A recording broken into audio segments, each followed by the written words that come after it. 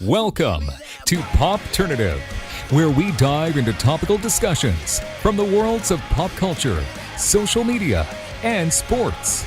Here is your host, Peter Remoliotis, aka PD Beats. Hello and welcome to Popternative. This is the talk show and podcast where we have digital discussions in the worlds of TV, film, news, pop culture, lifestyle, music, TV, film, everything really depending on the guest. We talk about it all. As always, I'm your host, Peter Remoliotis. On social media, you know me as PD, and we are speaking about a film called Dark Web, Cicada 3301, coming out in March. We are talking to Alan Ritchson and Conor Leslie. Alan, Conor, welcome to Popternative. Thanks for having us, man. I mean, Alan, right off the bat, it's exciting. This is your directorial debut. You wore a lot of hats on this movie. What was that kind of like, finally, not just acting, but doing stuff behind the camera as well? Full of regret. Lots of regrets. Took on a little too much. No, it was fun. I mean, look, I wanted to write for myself a vehicle that was different than what I'd done, right? I mean, you mentioned that earlier when we were talking. I love that character, but I've done that, and so I kind of wanted to create a character for myself that I hadn't done yet. Mm-hmm. And cool, smart guy like Connor Black from the wrong side of the track, and and that script sort of developed and took time, and in the interim I started directing, and so I realized I'd rather just direct, and so so it sort of morphed into what it was. The hats just kind of came out of necessity, it wasn't, I didn't set out to go like I want to do everything, just to make a movie these days you just unfortunately have to do it all. Unless you're a Marvel movie, and then you don't.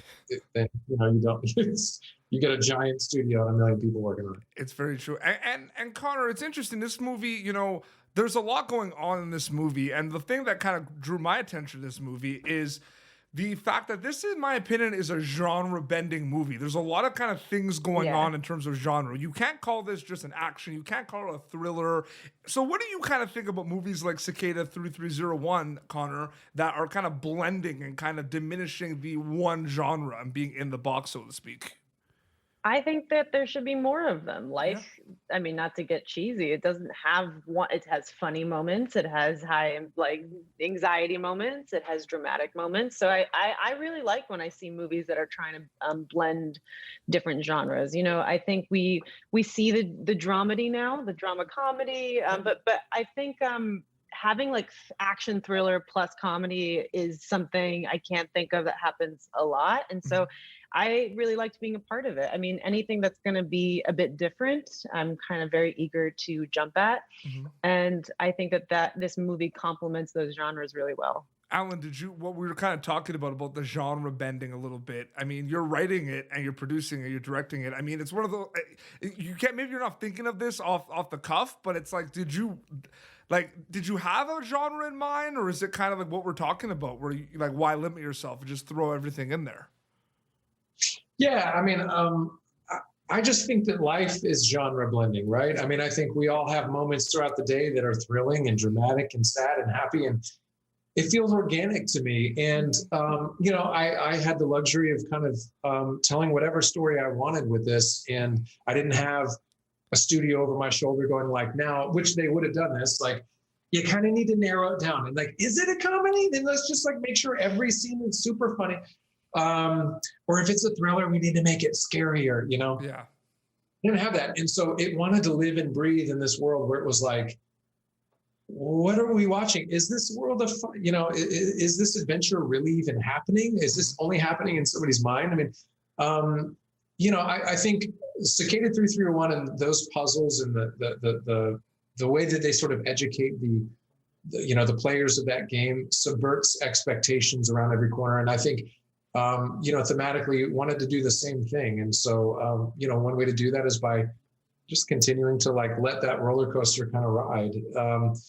But I also care very much about audiences. I don't ever want to make something that only a few people can relate to, or like, it's like my story. Like I know a lot of people in the business, they're like actors or whatever, and they're like, I'm writing my story right now. And it's like, just, this is my baby. And you're like, I don't know, who cares?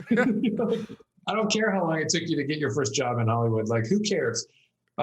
So I personally, whatever. I mean, that's just me. And, so I wanted to, I don't know. It was a good opportunity to shape a story that had, different colors. And you talk about the story, Conor, which I find interesting too. There's a lot of characters, kind of like your character, Gwen, like that are very, like, it doesn't kind of seem like it when you're watching it, but I tend to over dissect movies sometimes when I'm watching it, but you're all complex characters. You're all kind of these characters that have a lot going on and a lot of emotions, even though it doesn't seem like it. I mean, how do you specifically prepare for a role like Gwen, Conor? First what I look at is like, okay, what's like the obvious traits that someone would characterize her as, which is like, okay, so she's really smart, she's strong, she's very witty and all this stuff. And then you kind of try and find like the non-obvious moments and how to showcase someone like that. And I think so much of how you convey a character is actually, I try and focus a lot on the other characters that I'm working with. Because ultimately, if you just focus on yours, then it's going to become this like isolated one person show when it's not really about that.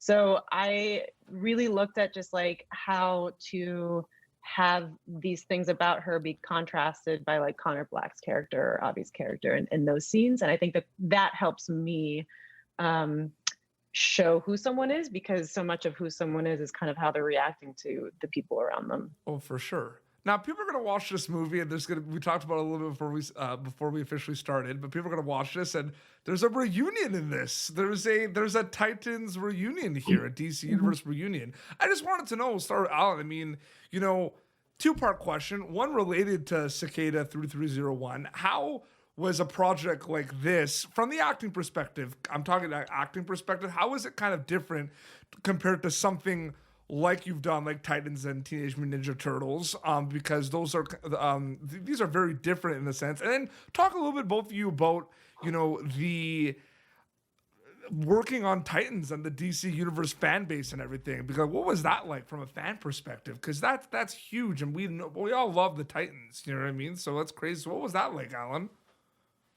Yeah, well, I mean, I think just from an acting perspective, like I just wanted to come in and contribute something that would help make this more relatable and kind of broaden it for all audiences. I mean, I think,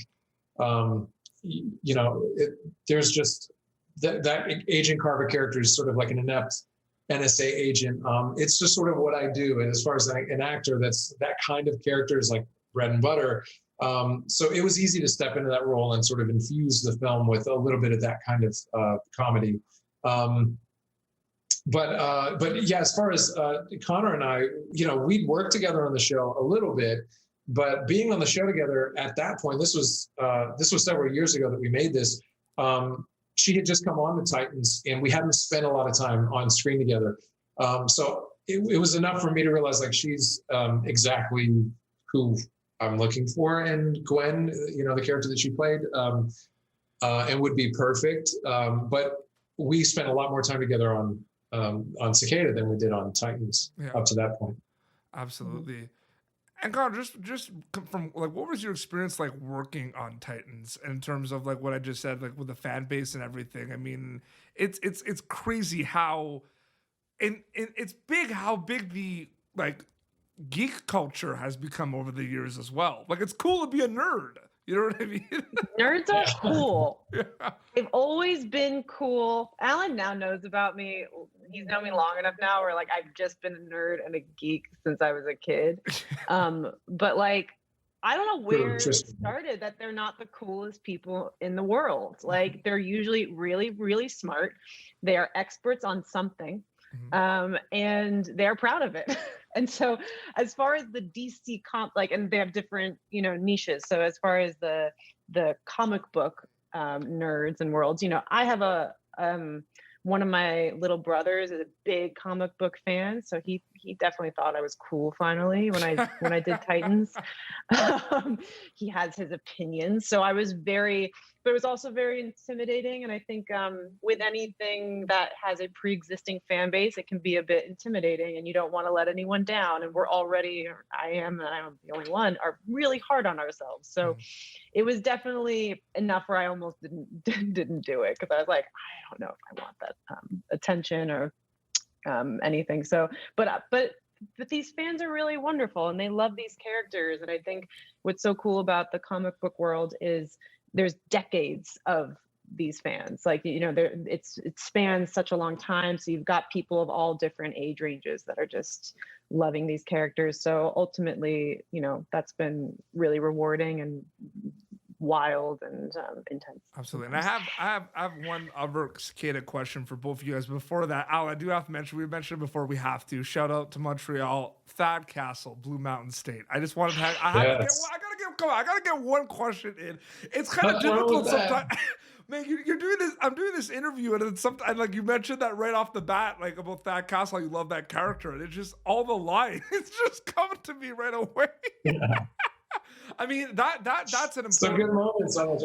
What was that kind of? Yeah, like? that was a big part of my life. I mean, yeah, that was like my college experience, because I didn't go to college. I quit school because I just needed to do something more experiential, and then I'm on set in Montreal with these insane people, and that was like my college life, you know. So that was a big deal for me too.